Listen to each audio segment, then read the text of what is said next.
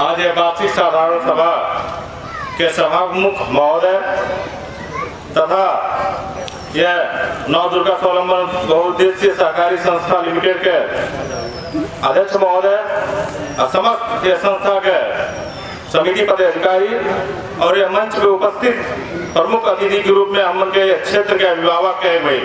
हमन के अभिभावक के क्षेत्र के अभिभावक रूप में उपस्थित श्रीमान आदरणीय श्री बालकिशोर चाचा जी एक और यही माई के प्रतिनिधित्व करेंगे जो मौका है इसमें बोले बाटे आया मंच पे डैशबोर्ड के पीछे उपस्थित समस्त बुद्धिजीवी आदरणीय बोरा अध्यक्ष जी, आदरणीय बोरा सदस्य जी, आदरणीय समस्त पत्रकार बंधु, आदरणीय गुरु वर्ग और समस्त यह क्षेत्र के बुद्धिजीवी व्यक्तित्व के और यह डैशबोर्ड के सामने उपस्थित आदरणीय जन समुदाय, सम्मानीय जन समुदाय, शेयर सदस्य और भगवान रूपी क्षेत्र के समस्त क्षेत्रवासी के हम कन्हैया बनिया के तरफ से हार्दिक अभिवादन, सबके नमस्कार। अब आज ही नवदुर्गा स्वावलंबन बहुउद्देशीय सहकारी संस्था लिमिटेड के 23वां वार्षिक साधारण सभा मतलब ये हो गई कि हम जब नवदुर्गा स्वावलंबन बहुउद्देशीय सहकारी संस्था लिमिटेड की स्थापना फिलहाल हुई तो लगभग हम 8-9 वर्ष की उम्र के रानी हैं, लेकिन यह समिति के नवदुर्गा स्वावलंबन सहकारी संस्था के पदाधिकारी के संघर्ष, मेहनत और ईमानदारिता से संस्था इतना आगे बढ़ गई कि ऐसा बढ़िया और क्षेत्र में विकास उन्मुख काम करे वाला नवदुर्गा स्वावलंबन बहुउद्देशीय सहकारी संस्था जब स्थापना भई तो 8-9 वर्ष के रही और आज वो संस्था के विशिष्ट अतिथि के रूप में प्रतिनिधित्व करेंगे और अपन 2 शब्द संस्था के मार्फत उपस्थित हो गए आप सब जन समुदाय के बीच 2 शब्द रखे के मौका मिलल, हम धन्य हो गए और अपने हृदय से ही तमाम नवदुर्गा स्वावलंबन बहुउद्देशीय सहकारी संस्था पदाधिकारी के व्यवस्थापक समिति के हम हृदय से अपने कन्हैया बनिया के हृदय से अपने तरफ से और प्रदेश की तरफ से हृदय से आभार कर बहुत बहुत धन्यवाद प्रकट करता हूँ। अब बात सहकारी संस्था के भाई हो तो साधारण वार्षिक साधारण सभा हो तो बात सहकारी संस्था के कही जाए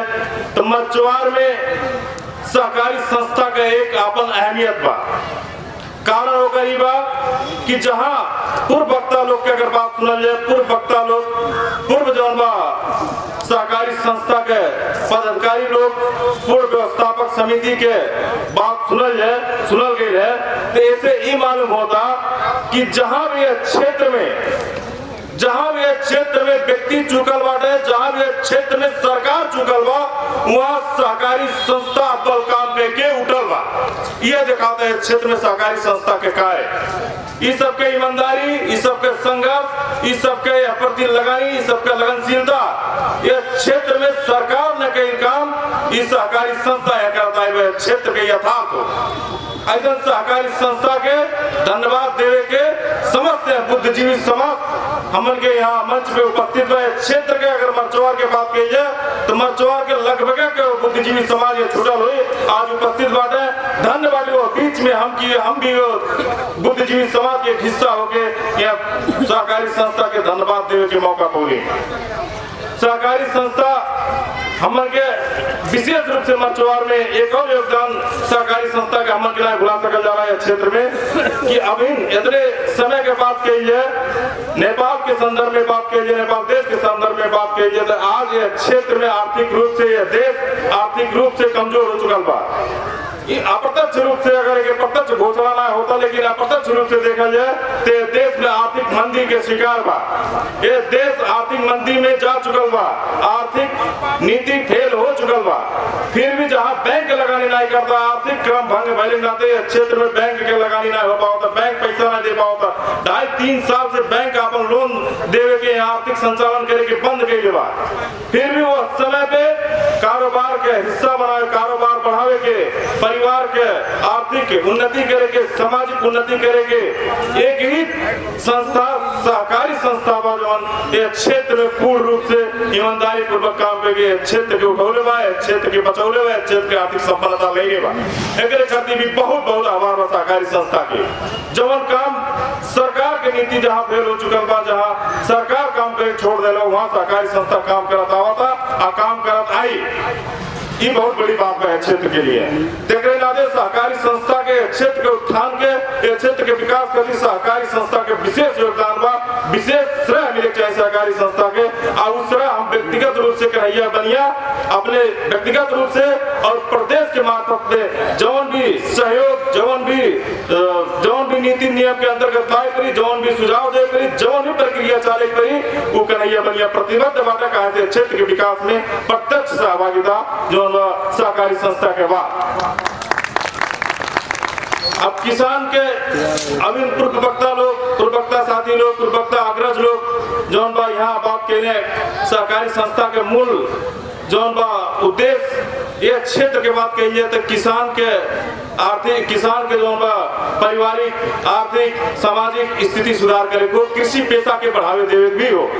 वो अंतर्गत हमन के यहाँ मल खाद के समस्या भी बात आये, यहाँ सिंचाई के भी बात आये। तो कुछ बात ऐसा कही जाला कि हमन के क्षेत्र में बहुत निराशा पैदा होला। यह कही गई कि सदियों से जौन बा यहाँ खाद के समस्या वाला समाधान भाई, सदियों से यहाँ सिंचाई के समस्या वाला समाधान 70-80 साल से यहाँ लोग की जहाँ 100% लोग किसान बाटे। आज कन्हैया बनिया माननीय बनल बा, यहाँ एक वोट यहाँ किसान एक वोट लेके बनल बा। सदियों से फिर भी लोग नेता बनत गए ना, सदियों से एक किसान के समस्या समाधान नहीं गए ना। तो वह संदर्भ में हम कहा आप लोग निराश नहीं हो जाए। जैसे आप लोग नेतृत्व परिवर्तन के एक युवा के नेतृत्व में लाओ गए बा, एक युवा के विधायक बनाओ गए बा, एक युवा के सरकार में पहुंचाओ गए बा, वैसे आप लोग विश्वस्त कहना चाहते हैं मंच के मार्फत कि आप लोग विश्वस्त नहीं हो क्षेत्र में परिवर्तन हो के रही इस संभव करके हम दिखावा जाए।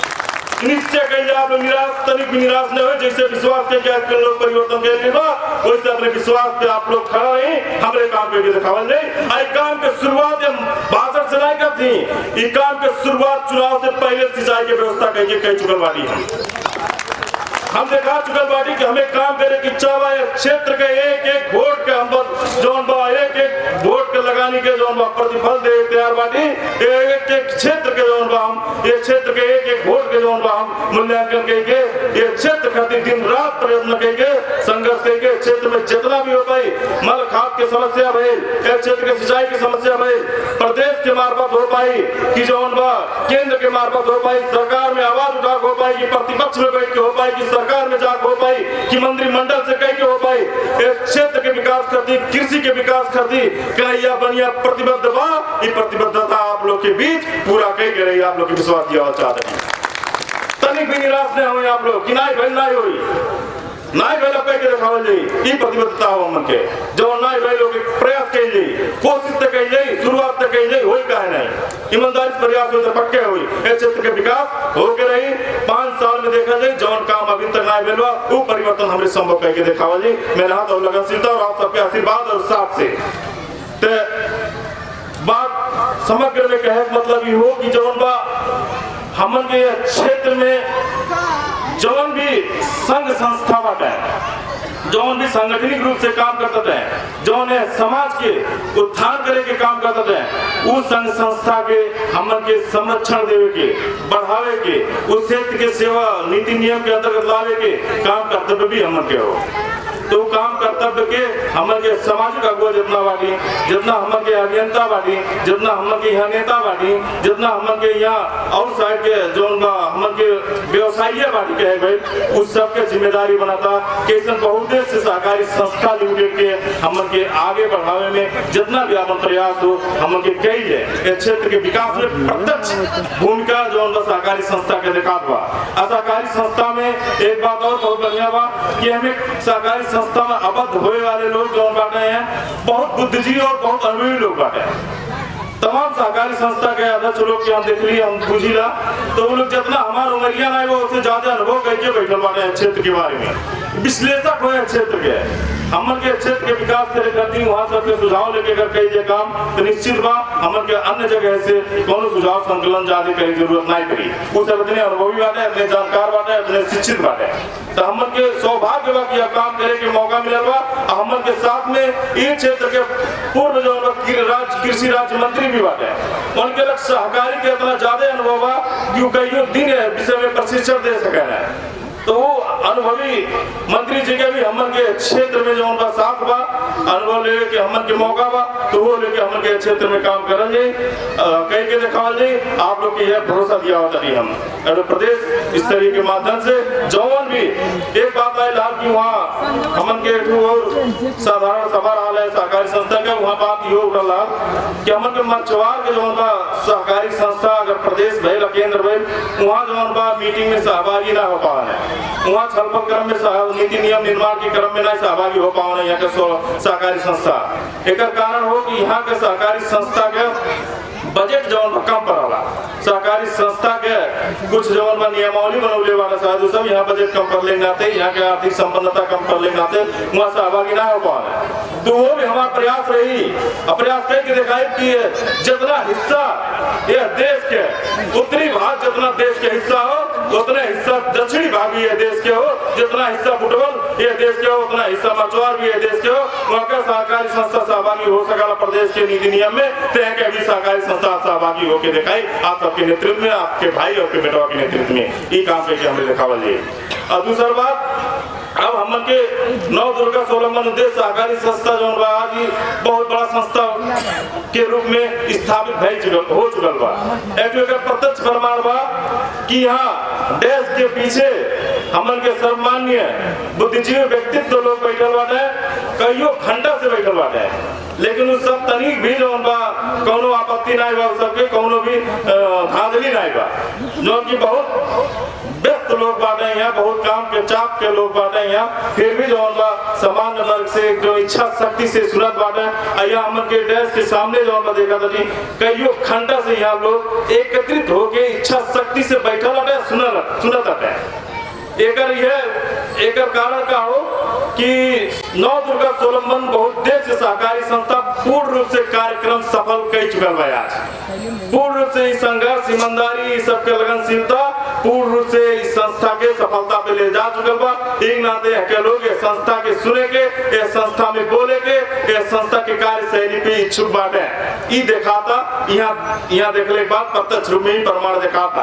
अगर राजनीतिक मंच रहा लोग नेता लोग बोलते हैं तब ले 70% लोग कब्बे जा चुकल होते हैं, यहाँ बैठते नहीं। लेकिन ये सहकारी संस्था के कार्यक्रम रहने तो लोग बहुत इच्छा शक्ति से यह सुनते हैं। इस सफलता के मूल मंत्र हो ये सहकारी संस्था के। तैसे सहकारी नव दुर्गा सोलमन बहुउद्देश्य सहकारी संस्था तथा जितना भी और मछुआर में सहकारी संस्था वो पूर्ण रूप से ऐसे ईमानदारी पूर्वक और संघर्ष के हिसाब से काम करते रहे, प्रगति होते रहे और उत्तर प्रगति के हम कन्हैया बनिया व्यक्तिगत तरफ से और प्रदेश के तरफ से जो सहकारी संस्था जो मछुआर के उत्थान में काम करते हैं, इस संस्था प्रगति कर जाए। अब बिहार के दिन में नव दुर्गा सोलमन बहुउद्देश्य सहकारी संस्था लिमिटेड जो यह देश के सर्वश्रेष्ठ टॉप मस्त संस्था में जो हिस्सेदारी ने टॉप मस्त संस्था में यह शुभकामना दे हम आप सबके बीच आपन मंतव्य के विराम करब। आप सबके फिर से हृदय से धन्यवाद, सबके नमस्कार।